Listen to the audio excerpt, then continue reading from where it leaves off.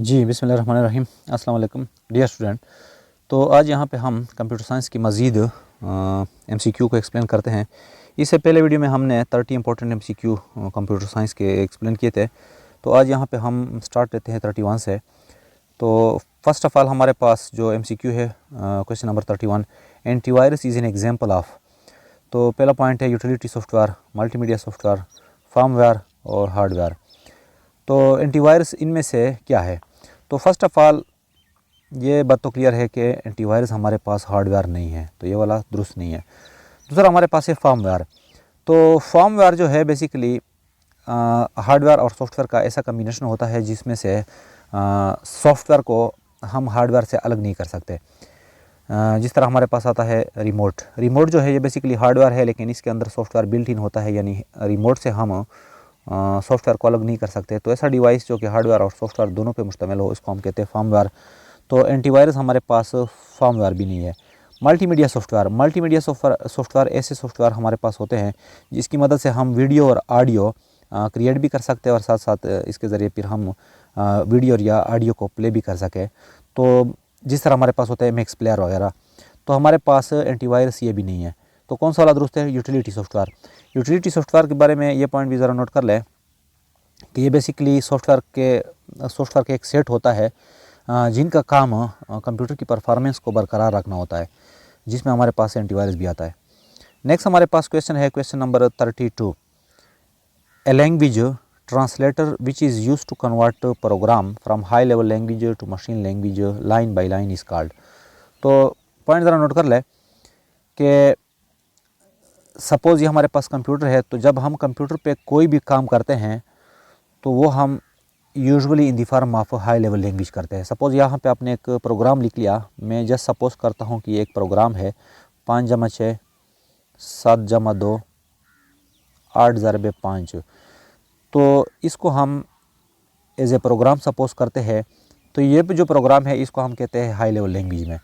अब ये प्रोग्राम जब हम कंप्यूटर के ज़रिए रन करते हैं तो पॉइंट नोट कर ले कि कंप्यूटर तब ही प्रोग्राम को रन कर सकता है जब वो 0 और 1 की फॉर्म में हो, लेकिन ये प्रोग्राम तो 0 और 1 की फॉर्म में नहीं है। तो कंप्यूटर के लिए हमारा जो प्रोग्राम होता है, यानी जो हम प्रोग्राम लिखते हैं, कंप्यूटर के लिए 0-1 में कन्वर्ट करने के लिए कंप्यूटर में इस्तेमाल होती है लैंग्वेज ट्रांसलेटर। लैंग्वेज ट्रांसलेटर में हमारे पास आते हैं कंपाइलर, इंटरप्रेटर, असेंबलर।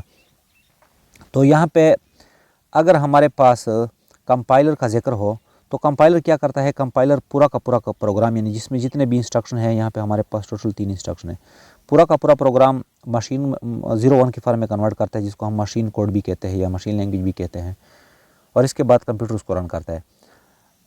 अगर बात हो इंटरप्रेटर की, तो इंटरप्रेटर क्या करता है? इंटरप्रेटर जितना भी प्रोग्राम होता है हमारे पास, तो इंटरप्रेटर ऐसा ट्रांसलेटर है कि प्रोग्राम में से वो पहले लाइन को 0-1 में कन्वर्ट करता है और कंप्यूटर के पास भेजता है, फिर कंप्यूटर उसको रन करता है। इसके बाद सेकेंड लाइन को, मतलब इंटरप्रेटर एक ऐसा ट्रांसलेटर है जो कि हाई लेवल लैंग्वेज प्रोग्राम को 0-1 की फॉर्म में लाइन बाई लाइन कन्वर्ट करता है। तो कौन सा वाला आंसर ठीक है?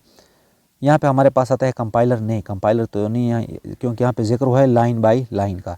असेंबलर बेसिकली असेंबली लैंग्वेज के प्रोग्राम को 0-1 में कन्वर्ट करती है, लेकिन यहाँ पे बात हो रही है किस चीज़ की?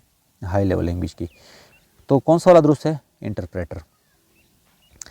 नेक्स्ट क्वेश्चन है question number 33, compiler is use to convert high level language to machine language as a whole is used in. Compiler जो है, अभी मैंने जिक्र किया कि ये हाई लेवल लैंग्वेज प्रोग्राम को मशीन लैंग्वेज में कन्वर्ट करता है एज ए होल, लेकिन यहाँ पे क्वेश्चन ये है कि ये कौन कौन सी लैंग्वेज में इस्तेमाल होता है? तो ये C++ में इस्तेमाल होता है, बिल्कुल। जावा में इस्तेमाल होता है, बिल्कुल। कोबल में इस्तेमाल होता है, बिल्कुल। तो कौन सा आंसर सही है? डी, यानी ऑल ऑफ दी अबव। जी नेक्स्ट हमारे पास है question number 34, the software that is license giving the right to use under certain condition but restricted from modification further distribution and rebuildings are called. ऐसा software जिसको आप बग़ैर licence के किसी को नहीं बेच सकते, ना ही इसका कोड आप चेक कर सकते हैं, ना ही इसमें आप एडिटिंग कर सकते वगैरह वगैरह, इस किस्म के सॉफ्टवेयर को क्या कहते हैं? तो फर्स्ट ऑफ ऑल हमारे पास आता है ओपन सोर्स सॉफ्टवेयर। तो ओपन सोर्स सॉफ्टवेयर नहीं है। ओपन सोर्स सॉफ्टवेयर बेसिकली वो सॉफ्टवेयर होते हैं जो कि फ्री में मिलते हैं और जिसका कोड भी आप देख सकते हैं और जिसमें चेंजेस भी आप कर सकते हैं। तो ऐसा सॉफ्टवेयर जो कि लाइसेंस या मलकियत के बगैर आप इसको इस्तेमाल नहीं कर सकते, इसको हम कहते हैं लाइसेंस सॉफ्टवेयर या प्रोप्रिएटरी सॉफ्टवेयर। तो ये दोनों दुरुस्त है, तो इसमें से कौन सा वाला दुरुस्त रहेगा? डी।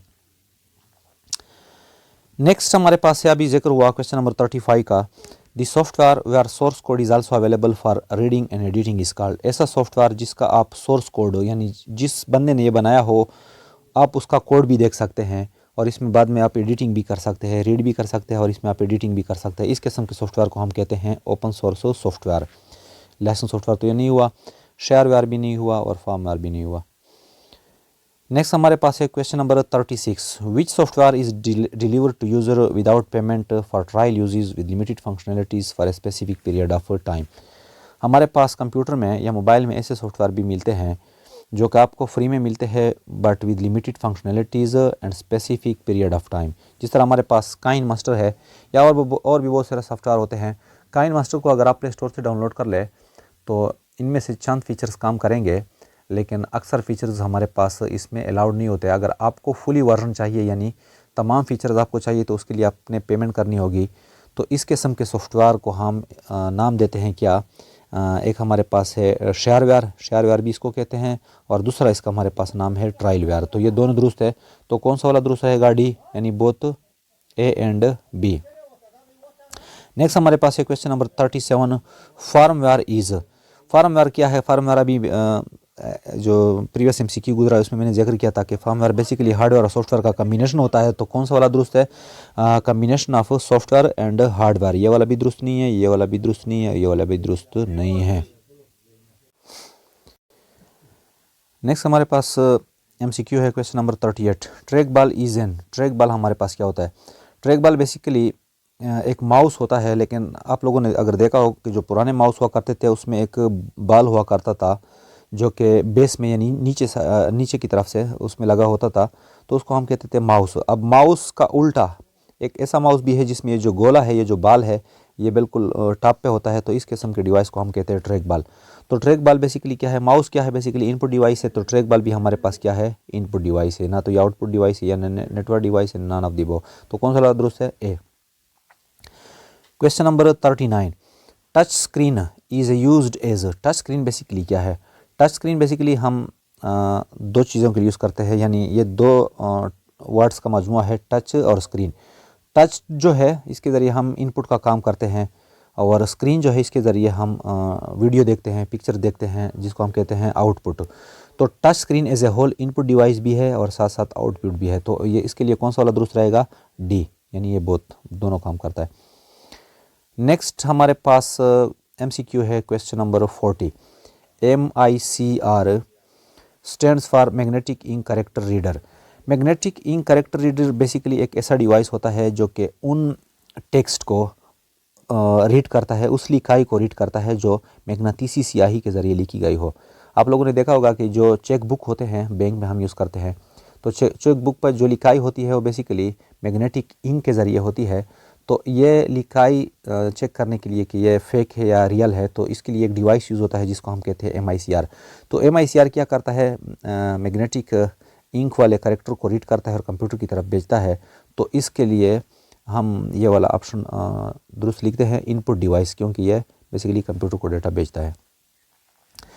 नेक्स्ट हमारे पास है the size of monitor is measured from. Suppose हमारे पास एक मॉनिटर है, तो आप लोगों ने अक्सर ये सुना होगा कि मेरे पास 14 इंच का मॉनिटर है, मेरे पास 16 इंच का मॉनिटर है। तो ये 16 इंच का मॉनिटर का मतलब होता है फ्रॉम लेफ़्ट टू राइट का डिस्टेंस नहीं, ये गलत है। फ्रॉम टॉप टू बॉटम का डिस्टेंस नहीं, ये भी गलत है। तो फिर कौन सा वाला दुरुस्त है? स्क्रीन का जो साइज़ है वो हम मेजर करते हैं from one corner to other corner, जिसको हम लफ्ज़ यूज़ करते हैं डायगोनल। तो इसमें से कौन सा वाला दुरुस्त रहेगा? पहला वाला टॉप टू बॉटम नहीं, फ्रॉम लेफ़्ट टू राइट ये भी नहीं, डायगोनली ये वाला दुरुस्त है और ये वाला भी गलत है। जी नेक्स्ट हमारे पास है question number 42, total number of pixels on A screen is called. अगर हमारे पास देखें, सपोज़ ये हमारे पास एक स्क्रीन है, तो कंप्यूटर का जो स्क्रीन होता है ये छोटे छोटे डॉट से बना होता है, जिसको हम पिक्सल का नाम भी देते हैं और साथ साथ डॉट्स का नाम भी। तो जिस स्क्रीन में हमारे पास पिक्सल की तादाद ज़्यादा होगी तो उसका डिस्प्ले अच्छा होगा, और इसके लिए हम लफ्ज़ यूज़ करते हैं कि इसका रिजोल्यूशन अच्छा होगा। तो रिजोल्यूशन बेसिकली क्या है, स्क्रीन में जितने भी डॉट्स है या जितने भी पिक्सल है इसकी तादाद को हम कहते हैं रिजोल्यूशन। तो देखें यहाँ पे total number of pixels on screen is called size of screen, नहीं ये वाला गलत है। रिफ्रेश रेट भी गलत है, तो कौन सा वाला दुरुस्त है, रिजोल्यूशन। नेक्स्ट हमारे पास है the distance between two adjacent pixels on monitor is called, ये ज़रा इंपॉर्टेंट है, इसको ज़रा देखें। सपोज़ हमारे पास ये स्क्रीन है, तो इसमें हमारे पास बहुत सारे डॉट्स है, जिसको अभी मैंने जिक्र किया कि इन तमाम डॉट्स के मजमू को हम नाम देते हैं रिजोल्यूशन। अब दो एडजेसेंट डॉट्स जो बिल्कुल साइड बाय साइड हो, इसके दरमियान जो डिस्टेंस होता है, इस डिस्टेंस को हम नाम देते हैं क्या, डॉट पिच। तो पॉइंट ज़रा नोट कर ले, the distance between two adjacent pixels on monitor screen is called resolution, नहीं। रिफ्रेश रेट नहीं, तो कौन सा वाला दुरुस्त है, डॉट पिच। नेक्स्ट हमारे पास है the resolution and dot pitch are both are equals inversely proportional have no relationship, तो इसमें से कौन सा वाला दुरुस्त है। देखें अभी मैंने जिक्र किया कि जितने डॉट्स होते हैं हमारे पास, तो उन तमाम डॉट्स के मजमू को हम कहते हैं रिजोल्यूशन। अब दो डॉट्स के दरमियान फासले को हम कहते हैं डॉट पिच। अब जितने हमारे पास डॉट ज़्यादा होंगे तो मीन्स रिजोल्यूशन ज़्यादा होगा, तो रिजोल्यूशन जब ज़्यादा होगा तो हमारे पास डॉट पिच कम होगा, मतलब दो डॉट्स के दरमियान फिर फासला कम होगा। तो ये आपस में क्या है, इन्वर्सली प्रोपोर्शनल। तो कौन सा वाला दुरुस्त है, बोथ आर इक्वल, नहीं। Inversely proportional to each other, बिल्कुल ये दुरुस्त है। नो रिलेशनशिप, ये भी दुरुस्त नहीं है, ये भी दुरुस्त नहीं है। नेक्स्ट हमारे पास एमसीक्यू है printer speed is often expressed as PPM. PPM stands for printer का जो स्पीड होता है, जब आप प्रिंटर खरीदते हैं तो आप उसकी अगर स्पीड की बात करें तो स्पीड में हमारे पास आता है कि ये 1 मिनट में कितने पेपर निकालता है।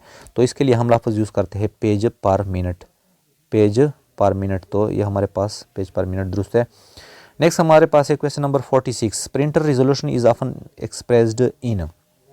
अच्छा, जब आप प्रिंटर के ज़रिए कोई प्रिंट आउट निकालते हैं, जब कोई पेज प्रिंट आउट करते हैं, तो वहाँ पे हम इसकी क्वालिटी अगर चेक करना चाहें कि इसकी क्वालिटी, तो क्वालिटी के लिए हम यहाँ पे यूनिट या जिसको हम कहते हैं कि इसका रेजोल्यूशन कितना है, तो उसके लिए पीपीएम नहीं, पीपीएम तो अभी जिक्र हुआ, पेज पर मिनट। डीपीआई डॉट्स पर इंच, तो इसके लिए यूनिट इस्तेमाल होता है, या जो प्रिंटर की क्वालिटी की चेक करने के लिए हम जो पॉइंट इस्तेमाल करते हैं उसका नाम है डीपीआई, यानी डॉट पर इंच। नेक्स्ट हमारे पास है question number 47, the example of impact printers are. देखें प्रिंटर जब प्रिंट निकालता है तो ऐसे प्रिंट हमारे पास दो तरह के प्रिंटर है, एक को हम कहते हैं इम्पैक्ट प्रिंटर और दूसरे को हम कहते हैं नॉन इम्पैक्ट।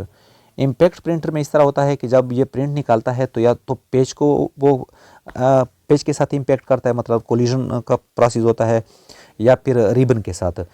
तो ऐसा प्रिंटर जब वो प्रिंट निकाले और इसमें कोलिजन का प्रोसेस हो उसको हम कहते हैं इम्पैक्ट प्रिंटर, जबकि ऐसा प्रिंटर जिसमें कोलिजन का प्रोसेस ना हो उसको हम कहते हैं नॉन इम्पैक्ट प्रिंटर। तो इम्पैक्ट प्रिंटर में एक हमारे पास आता है डॉट मैट्रिक्स, दूसरा हमारे पास है ड्रम, तीसरा हमारे पास होता है चेन प्रिंटर। तो ये वाला दुरुस्त है, ये वाला पॉइंट। नेक्स्ट अगर यहाँ पे ज़रा देखें कि laser printer basically non impact है, क्योंकि जब ये पेज प्रिंट करता है तो पेज के साथ कोई कोलिजन अकर नहीं होती, तो ये वाला दुरुस्त नहीं है। यहाँ पे सी में ऑप्शन एक है इंक जेट प्रिंटर, पॉइंट ज़रा नोट कर ले, इंक जेट में भी हमारे पास कोलिजन का प्रोसेस नहीं होता, तो ये वाला ऑप्शन भी दुरुस्त नहीं है, ये वाला भी दुरुस्त नहीं है। तो कौन सा वाला दुरुस्त है, ये वाला जी। तो नेक्स्ट हमारे पास है question number 48, which of the following is also called. अच्छा, यहाँ पे ये जो एमसीक्यू है ये कंप्लीट नहीं है, यहाँ पे लफ्ज़ है इसके साथ करेक्टर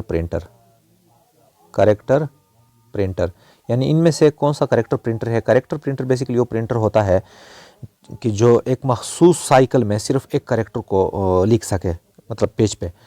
तो ये हमारे पास है डॉट मैट्रिक्स हमारे पास एक ऐसा प्रिंटर है कि जो एक कोलिजन के साथ जस्ट वन करेक्टर को लिख सकता है।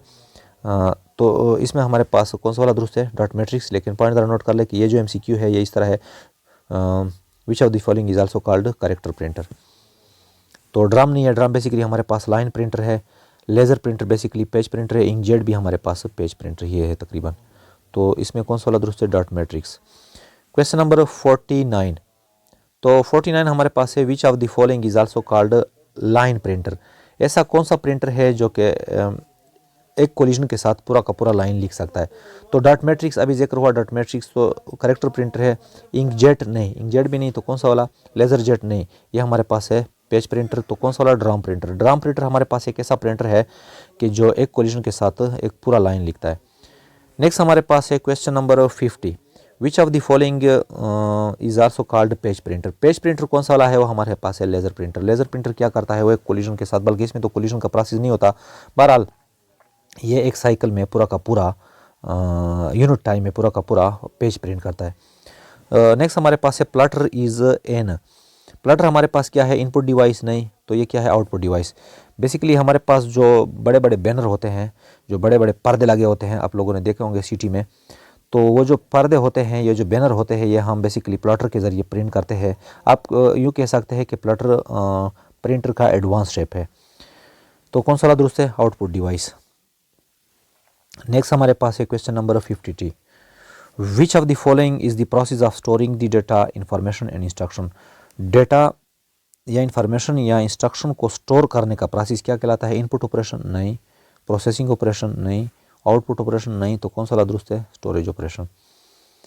क्वेश्चन नंबर 53, खाली जगह, computers are the second most powerful and expensive computer than super computer. Super computer के बाद हमारे पास जो मोर एक्सपेंसिव और मोर पावरफुल कंप्यूटर आते हैं, वो बेसिकली क्या है, लैपटॉप नहीं, मिनी कंप्यूटर नहीं, माइक्रो कंप्यूटर नहीं, तो कौन सा वाला, मेन फ्रेम। और मेन फ्रेम की गुड एग्जांपल हमारे पास है एटीएम मशीन।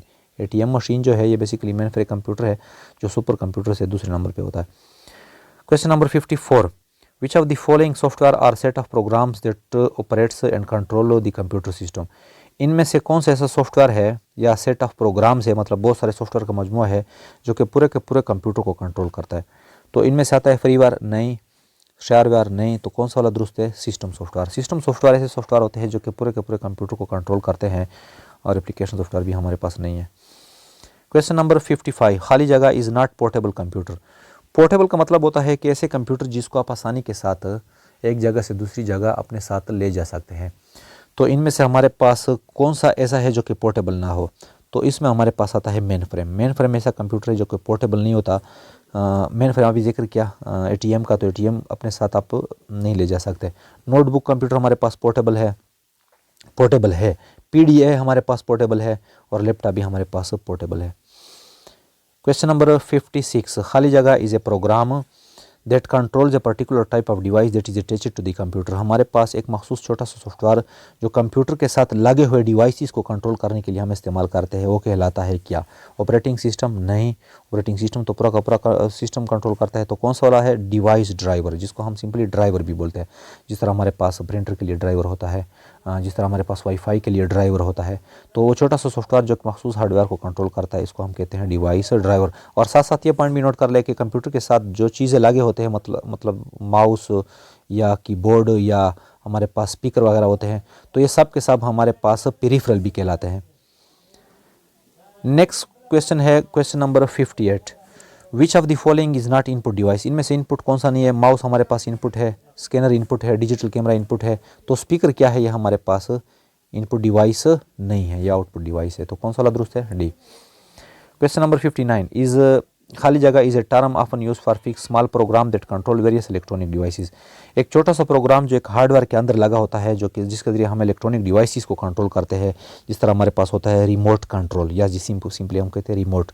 तो इसके लिए हम लफ्ज़ यूज़ करते हैं क्या, ओपन सोर्स सॉफ्टवेयर नहीं, क्या, फार्मवेयर। तो फार्मवेयर हमारे पास दुरुस्त है, शेयरवेयर नहीं, शेयरवेयर भी नहीं, फ्रीवेयर भी नहीं।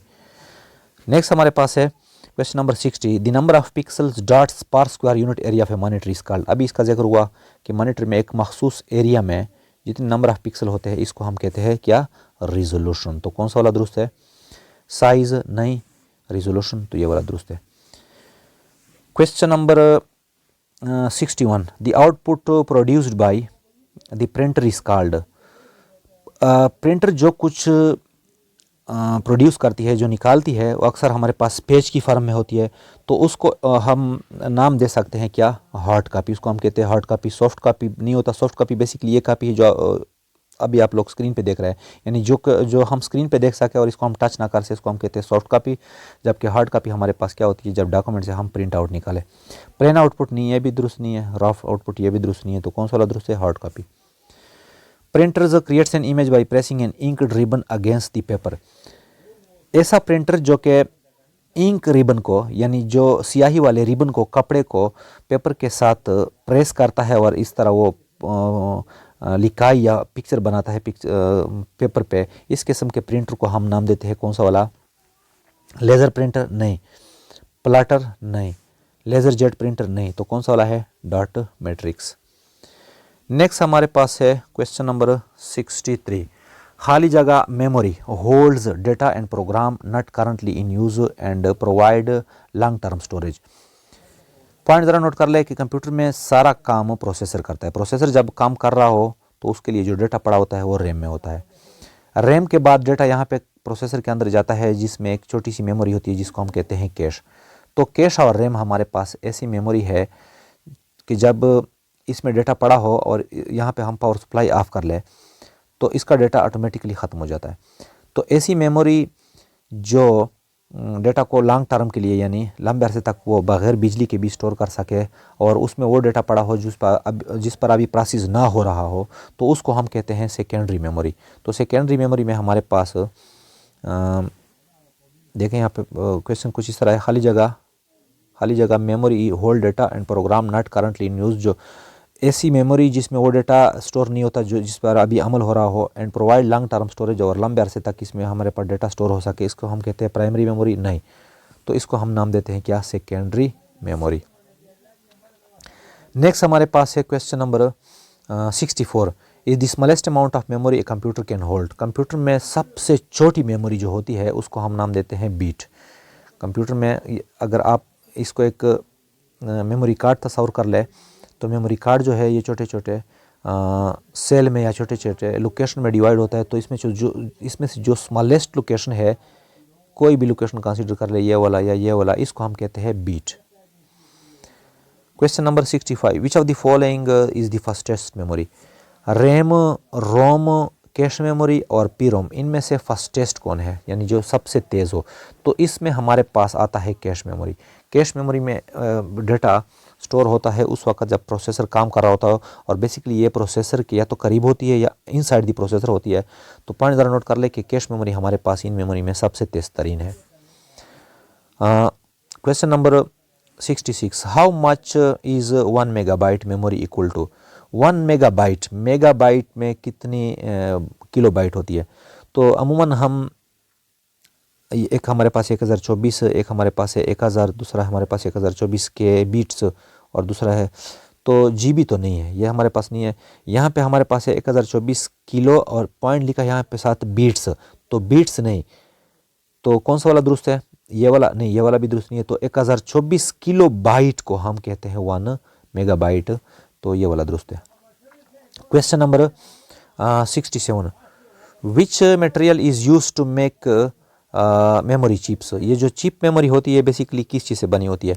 तो क्या ये आयरन से बनी होती है, गोल्ड से बनी होती है, सिल्वर से बनी होती है, सिलिकॉन से बनी होती है? तो पॉइंट ज़रा नोट कर ले कि चिप मेमोरी है, जिस तरह मेमोरी कार्ड है, जिस तरह यूएसबी वगैरह है, सब के सब हमारे पास चिप मेमोरी कहलाती है, रेत से बनती है। रेत में एक मखसूस मटेरियल है जिसको हम नाम देते हैं सिलिकॉन, तो ये सिलिकॉन से बनती है। Question number 69। Which of the following is called internal processor memory. Processor के अंदर कौन सी मेमोरी होती है? रैम नहीं, रैम प्रोसेसर के बाहर होता है। रोम नहीं, रोम भी बाहर होता है। तो कौन सी वाली मेमोरी का प्रोसेसर के अंदर होती है? Cache memory. Question number 70। Has highest storage capacity. ये हमारे पास है डीवीडी, एक है ब्लूरे डिस्क, सीडी और जिप डिस्क। इनमें से सबसे ज़्यादा मेमोरी किसकी होती है, यानी जिसमें सबसे ज़्यादा डेटा स्टोर हो सके? तो जिप डिस्क में तो बहुत ही कम होती है, आजकल यूज़ भी नहीं होती। सीडी में भी कम होती है, डीवीडी में थोड़ी ज़्यादा होती है, लेकिन सबसे ज़्यादा इनमें से जो ज़्यादा डेटा स्टोर हो सकती है वो है ब्लूरे डिस्क, जिसमें तकरीबन 100 GB तक का डेटा आ सकता है। Question number 71। Is a type of optical storage. इनमें से ऑप्टिकल मेमोरी कौन सी है? ऑप्टिकल मेमोरी वो मेमोरी होती है जिसमें डेटा रीडिंग या राइटिंग का प्रोसेस लाइट के ज़रिए हो। तो लाइट के ज़रिए जो प्रोसेस हो उसको हम कहते हैं ऑप्टिकल स्टोरेज। तो पहला है हमारे पास hard disk. Hard disk optical storage नहीं है, क्योंकि यहाँ पे हार्ड डिस्क में जो डेटा स्टोर होता है या हार्ड डिस्क से जो हम डेटा रीड करते हैं तो उसके लिए हम इस्तेमाल करते हैं किस चीज़ का? मैग्नेट का। तो ये हमारे पास मैग्नेटिक मेमोरी है। Blu-ray disc, Blu-ray basically CD है। अभी इससे पहले भी हमारे पास इसका जिक्र हुआ। तो ब्लूरे हमारे पास क्या है? ऑप्टिकल मेमोरी है, ये हमारे पास दुरुस्त है। फ्लॉपी डिस्क भी हमारे पास मैग्नेटिक है। जिप डिस्क ये भी हमारे पास मैग्नेटिक है। तो यहाँ पे कौन सा वाला दुरुस्त है? B. Question number 72 which of the following is a sequential access storage device. Sequential access storage device का मतलब है कि जिसमें से हम डेटा एक के बाद दूसरा, फिर दूसरे के बाद तीसरा, यानी इसमें हम एक जगह से दूसरी जगह डायरेक्टली जंप ना कर सके। तो ऐसी मेमोरी हमारे पास आती है कौन सी वाली? जो टेप रिकॉर्ड की कैसेट हुआ करते थे, या जो हमारे पास हुआ करते थे वीसीआर के कैसेट। तो टेप रिकॉर्ड के कैसेट में अगर हमारे पास 5 रिकॉर्ड्स होते हैं और आप पहला वाला प्ले करते हैं, तो 5वें रिकॉर्ड तक जाने के लिए आपने पहले इंतज़ार करना होता कि पहला वाला भी प्ले हो जाए, दूसरा वाला भी, तीसरा वाला भी। तो इस किस्म के मेमोरी को हम कहते हैं सीक्वेंशियल मेमोरी। तो इनमें से कौन सी वाली सीक्वेंशियल मेमोरी है? एक हमारे पास है मैग्नेटिक डिस्क, एक हमारे पास है ब्लू रे डिस्क, एक हमारे पास मैग्नेटिक टेप और एक हमारे पास है जिप डिस्क। तो मैग्नेटिक डिस्क नहीं है, ब्लू रे डिस्क भी नहीं है। कौन सी वाली है? Magnetic tape. और मैग्नेटिक टेप में हमारे पास आती है फिर वीसीआर और ऑडियो कैसेट। जी नेक्स्ट हमारे पास है question number 73। 1 byte is equal to, 1 byte हमारे पास बराबर होता है किस चीज़ के? 8 बिट्स के। 2 nibbles, 5 bits both A and B. तो पॉइंट ज़रा नोट कर ले कि मेमोरी में हमारे पास 1 बाइट बराबर होता है कितने? 8 बिट के। और एक और यूनिट हमारे पास यूज़ होती है निबल। निबल बेसिकली बराबर होता है 4 बिट्स के। 4 बिट्स हमारे पास एक निबल के बराबर होते हैं और 8 बिट्स 1 बाइट के बराबर। तो क्वेश्चन इस तरह है, 1 byte is equal to 8 bits, तो ये वाला दुरुस्त है। 1 byte is equal to 2 nibbles, ये वाली भी दुरुस्त है। तो जब इस तरह की सिचुएशन हो तो ये वाला हमारे पास दुरुस्त रहेगा, यानी both A and B. Next हमारे पास है क्वेश्चन नंबर 74।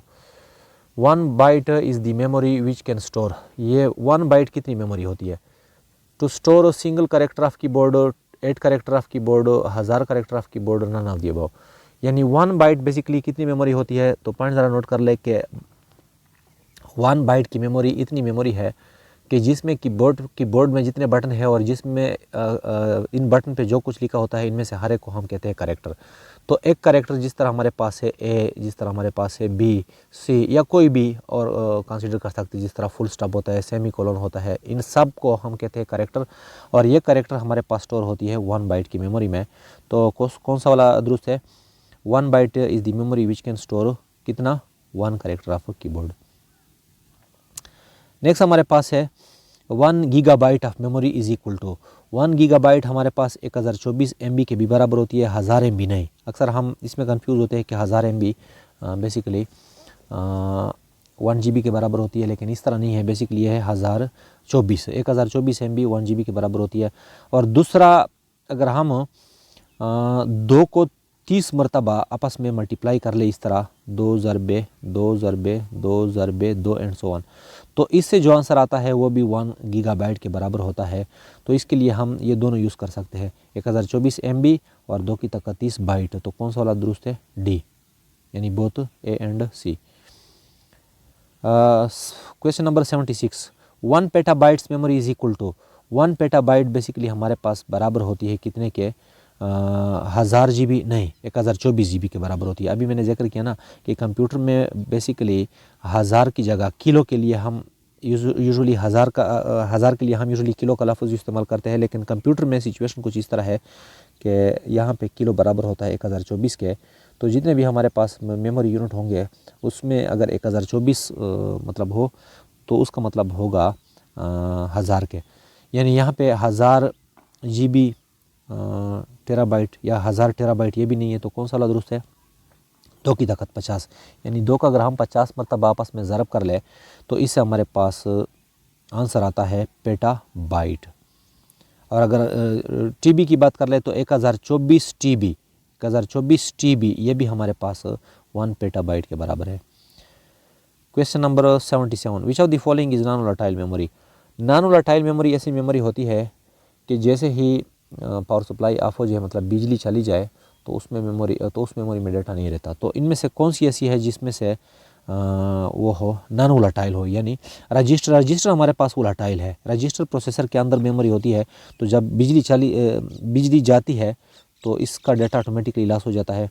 इस तरह कैश मेमोरी भी प्रोसेसर के अंदर होती है, इस तरह रैम भी। ये तीनों के तीनों वोलेटाइल है। हार्ड डिस्क हमारे पास क्या है, नॉन वोलेटाइल। तो आंसर हमारे पास डी दुरुस्त है। Question number 78, which of the following is the smallest memory? Register, cache memory, RAM और हार्ड डिस्क। हार्ड डिस्क हमारे पास जीबी में होता है, रैम भी जीबी में होता है, कैश इससे कम होती है, जबकि सबसे कम जो हमारे पास होती है वो है क्या, रजिस्टर। तो रजिस्टर हमारे पास सबसे स्मॉलेस्ट मेमोरी है। The type of ROM which can be programmed once and can never be change is called, ऐसा रोम। रोम का मतलब है read only memory. Read only memory का मतलब है कि ऐसी मेमोरी की जिसमें जो कुछ पड़ा होता है, जो डेटा होता है, वीडियोस वगैरह, उसको आप सिर्फ देख सकते हैं, उसको आप ना डिलीट कर सकते हैं और ना ही इसको आप चेंज कर सकते हैं, उसको हम कहते हैं रीड ओनली मेमोरी। तो ऐसा रोम जिसमें आप एक मरतबा चेंजेस कर सके उसको हम नाम देते हैं पी रोम। क्या नाम देते हैं, पी रोम। पी का मतलब है प्रोग्रामेबल, प्रोग्रामेबल का मतलब होता है कि इसमें आप डेटा चेंज कर सके।